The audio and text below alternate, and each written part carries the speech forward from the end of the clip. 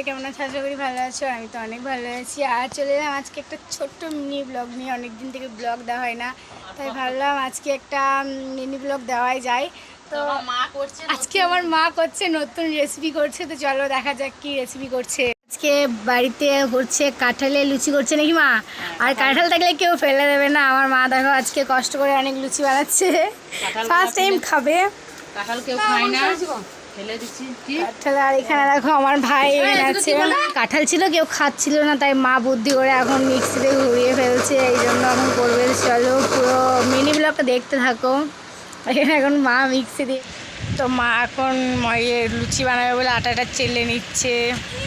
তারপর দেখো আটা চালার পর এখানে মা দিয়ে দিয়েছে পরিমাণ মতো লবণ, আর যেটা পেস্ট করা ছিল কাঁঠাল পেস্ট করাটা দিয়ে দিল। তোমরা স্বাদ অনুযায়ী দেবে, তোমরা যদি বেশি চিনি খাও এরকম দেবে। তারপর মায়ের আটা মাখা চলছে, মা এখন আটা মাখছে, মাখছে দেখো। তার ফার্স্ট টাইম খাবো গাইজ।